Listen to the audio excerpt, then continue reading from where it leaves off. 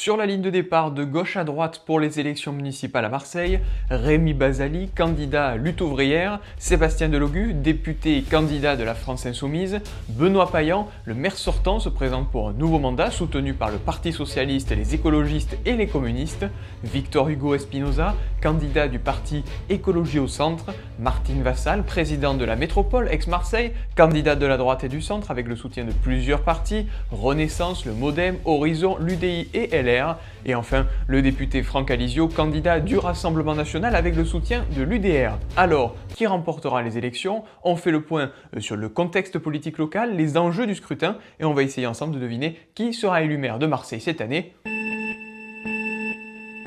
Top départ.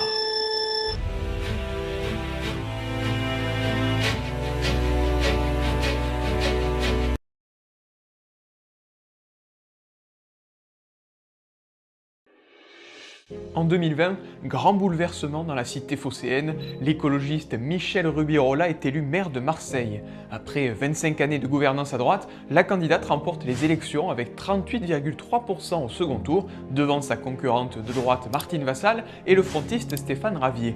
Michel Rubirola s'installe dans son nouveau fauteuil en juillet 2020. Les écologistes sont ravis, ils ont décroché la deuxième ville de France. Toute la gauche est ravie également. La candidate a porté le programme appelé le Printemps Marseillais, soutenu du Parti Socialiste jusqu'aux Insoumis, une alliance très large qui n'est pas forcément le cas partout, mais 6 mois plus tard, le 15 décembre 2020, tout bascule. À la surprise générale, Michel Rubirola démissionne de son poste de maire, un choix politique peu courant, et c'est son premier adjoint, Benoît Payan, socialiste, qui devient le nouveau maire de Marseille.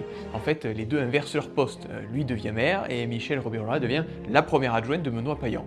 Alors là, vous vous demandez sûrement, mais pourquoi se faire élire et quitter son poste 6 mois après? Eh bien officiellement, l'ancienne maire s'est justifiée en évoquant des problèmes de santé. Bon, voir débarquer un socialiste à la mairie, ça n'a pas trop plu à une partie de la gauche radicale qui avait soutenu la candidature Rubirola, mais qui n'aurait pas forcément soutenu la candidature de Benoît Payan. Les insoumis marseillais sont furieux, mais pourtant, c'est bien un socialiste qui va faire tout le reste du mandat. D'ailleurs, un mot sur le bilan de Benoît Payan et ses 5 années et demie à la tête de Marseille. Une de ses grandes priorités, c'était les écoles. Le programme de la gauche prévoyait de doubler l'entretien des établissements scolaires. Il en réalité était multiplié par 4. Pour les crèches, la gauche proposait d'étoffer l'offre de services publics face aux crèches associatives ou privées, mais finalement, la part des crèches privées a augmenté depuis 2020. Côté logement, Benoît Payan dit avoir réhabilité 5000 logements et encadré les locations touristiques de type Airbnb. 150 000 arbres ont été plantés à Marseille, mais concernant la voirie, les habitants restent dubitatifs sur leur entretien. Ils se plaignent de la saleté, notamment de la gestion des poubelles à Marseille, qui reste un vrai sujet. Le maire de gauche dit que c'est la faute à la présidente de la métropole de droite. La présidente de la métropole de droite dit que c'est la faute au maire de gauche. Bref, on se renvoie la balle et les choses n'avancent pas selon les Marseillais. Concernant la sécurité, le maire a créé de nouvelles brigades de sécurité et a renforcé la vidéosurveillance dans certains quartiers de la ville, comme à Belsunce. Pour les transports, pas de nouvelles lignes de métro sous son mandat, mais la mairie a développé l'automatisation du réseau et l'accessibilité des stations avec le soutien de l'État. Et justement, Benoît Payan a pu bénéficier d'un soutien financier majeur avec le plan Marseille en grand, un plan de 5 milliards d'euros financé par l'État lancé en 2021 pour moderniser la cité phocéenne à tous les niveaux, notamment l'entretien des équipements scolaires, le lancement de nouvelles lignes de bus, la rénovation de logements insalubres, le renforcement des effectifs de police, la transformation des infrastructures portuaires et touristiques pour développer l'économie locale. Mais malgré tous ces investissements, les opposants au maire ne sont pas vraiment convaincus. La droite estime que Marseille reste en retard sur le fameux dossier des écoles, que la rénovation de la ville ne va pas assez vite. Les insoumis pointent du doigt une ville à 2 vitesses avec certains problèmes sociaux qui ne sont pas réglés dans plusieurs quartiers. L'extrême droite attaque le maire sur les problèmes d'insécurité et sur le trafic de drogue qui font régulièrement l'actualité. Mais au-delà de ça, la majorité de gauche avance sous tension. Benoît Payan imposerait une certaine verticalité dans son exercice du pouvoir. Les relations avec la métropole sont exécrables. Je rappelle que c'est Martine Vassal, la présidente de la métropole d'Aix-Marseille, l'une des rares villes de France à ne pas avoir la même couleur politique à la mairie et à la métropole. Et forcément, ça se ressent dans la prise de décision avec des projets comme certaines extensions de lignes de tramway qui prennent du temps à être lancées faute d'accord entre la mairie et la métropole. Martine Vassal est d'ailleurs candidate pour devenir maire de Marseille, mais on en reparlera tout à l'heure. Globalement, une des principales critiques faites à Benoît Payan, c'est sa façon dont il est arrivé au pouvoir sans être élu sur son nom. Reste à savoir si cette critique disparaîtra dans quelques semaines.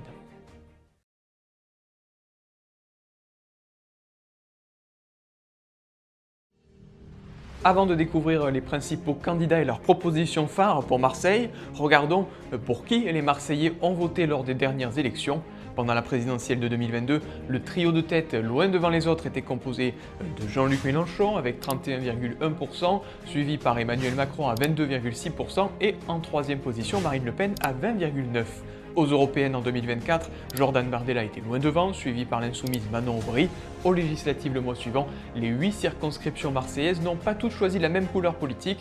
4 ont choisi le Rassemblement National ou l'UDR avec Monique Grisetti, Gisèle Louis, Olivier Fessa et Romain Tonussi. Dans les 4 autres, les Marseillais ont élu des profils insoumis ou issus de la gauche radicale avec Laurent Lardy, Manuel Bompard, Andric Davy et Sébastien Delogu. Parmi eux, l'un d'eux est candidat pour devenir maire de Marseille, Sébastien Delogu, et ça aussi, on en reparlera dans quelques minutes. Pour résumer, on constate que le choix des Marseillais n'est pas forcément pour un camp ou pour l'autre. La ville est polarisée par quartier entre certains secteurs qui votent pour le Rassemblement National et d'autres qui votent pour la gauche.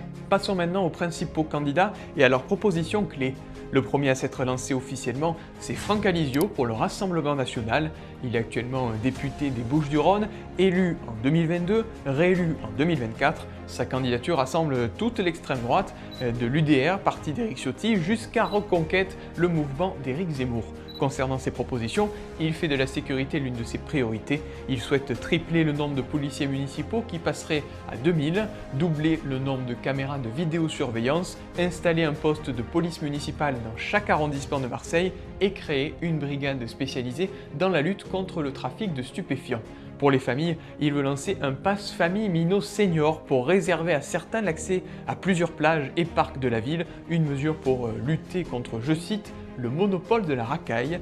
Pour les Marseillais, il veut donner 1 heure de stationnement gratuit dans la ville et arrêter de supprimer des places de parking. Concernant le logement, il souhaite augmenter le nombre d'appartements en rénovant les bâtiments et en surélevant certains immeubles. Enfin, mesure plus originale, il veut donner la possibilité aux habitants et aux entreprises locales d'acheter un pourcentage du Vélodrome, oui, le stade de l'Olympique de Marseille. En gros, les gens achètent, mais la mairie en garderait la propriété en détenant 51% du stade. Autre figure politique qui a officialisé sa candidature, c'est Martine Vassal, actuelle présidente de la métropole d'Aix-Marseille. Membre du parti Les Républicains jusqu'en 2022, elle a reçu le soutien de son ancien parti, de l'ensemble du bloc macroniste, Renaissance, le Modem et Horizon, ainsi que l'UDI. La candidate n'a pas encore rendu public beaucoup de mesures concrètes par rapport à ses opposants. On sait qu'elle souhaite rendre les transports en commun gratuits pour les moins de 26 ans. Actuellement, ils sont déjà gratuits pour les moins de 11 ans et les plus de 65 ans à Marseille. Si elle est élue, elle laissera ouvertes les bibliothèques jusqu'à 21h. Elle lancera une maison de santé 100% étudiants sur la Canebière et elle augmentera le nombre de policiers municipaux sans pour autant dire combien. Elle appelle à une remise à niveau du service de nettoyage de la ville en luttant plus efficacement contre les comportements inciviques et les tags. Autre mesure phare, son plan contre l'habitat insalubre de 600 millions d'euros qu'elle souhaite financer avec l'État et les collectivités locales. Troisième principal candidat qui s'est lancé en novembre dernier, c'est Sébastien Delogu pour la France Insoumise. Député depuis 2022, il a récemment reçu le soutien de Sébastien Barle, ancien membre du Parti écologiste et ancien adjoint à la transition énergétique du maire socialiste Benoît Payan. Concernant son programme, il veut créer des comités de quartier consultatifs pour instaurer des référendums locaux. Il appelle à supprimer la métropole d'Aix-Marseille carrément pour renforcer le rôle de maire.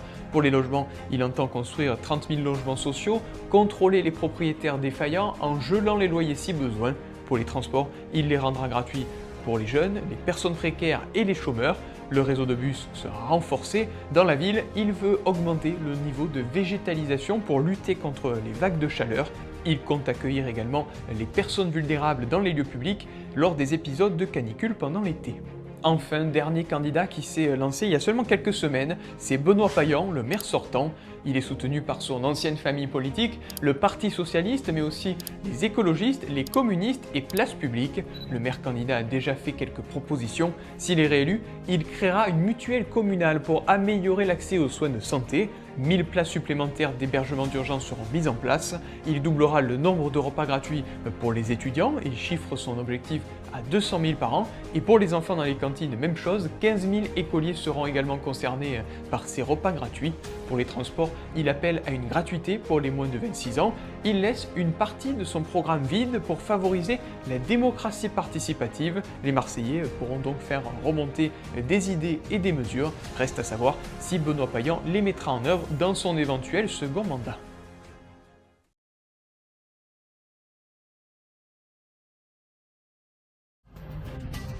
Regardons maintenant le dernier sondage réalisé par OpinionWay pour découvrir qui a le plus de chances d'être élu maire de Marseille. 2 candidats sont en tête à égalité au premier tour. Il s'agit de Benoît Payan, maire sortant socialiste, et Franck Alizio, candidat Rassemblement National. Les 2 hommes sont à 31%. Vient ensuite Martine Vassal, la candidate de la droite et du centre, largement distancée pour le moment à 20%, puis l'insoumis Sébastien Delogu à 14%. Pour le second tour, plusieurs options sont donc possibles. Les Marseillais pourraient être confrontés à une quadrangulaire, c'est-à-dire que Payan, Alizio, Vassal et Delogu se retrouvent face à face tous les 4, ou alors une triangulaire sans Sébastien Delogu s'il se rallie à Benoît Payan. Peut-être même que ce sera un duel si Martine Vassal choisit également de faire barrage au candidat RN en appelant à soutenir le socialiste. En tout cas, l'Institut de sondage n'a testé qu'une seule possibilité, celle d'un second tour entre Benoît Payan et Franck Alizio. Dans cette configuration, le socialiste l'emporterait avec 55% contre 45% donc pour le candidat du Rassemblement National. Ce qui veut donc dire que le maire sortant socialiste est quand même le favori, peu importe la configuration. Un duel, on l'a vu, Benoît Payan l'emporterait. Une triangulaire avec Martine Vassal, le socialiste récupérerait probablement une grande partie des voix de Sébastien Delogu. Par contre, une quadrangulaire reste la configuration la plus incertaine. Si au premier tour, Benoît Payan et Franck Alizio sont au coude à coude, avec 4 candidats, forcément leurs scores évolueront moins facilement et donc le Rassemblement National peut potentiellement décrocher dans ce cas-là la mairie de Marseille. Si jamais Franck Alizio est élu, ce serait une élection inédite. La droite et la gauche se partagent la ville depuis près de 80 ans avec des figures phares de la vie politique française comme le socialiste Gaston Defferre ou le giscardien puis sarkozyste Jean-Claude Gaudin. Mais ça, c'est une autre histoire. Merci d'avoir regardé cette vidéo. C'est la deuxième de notre série de vidéos sur les élections municipales qui auront lieu les 15 et 22 mars prochains. Abonnez-vous, activez les notifications pour donner de la force à la chaîne et surtout pour ne pas louper nos prochaines vidéos dans d'autres villes pour comprendre les enjeux de ce scrutin.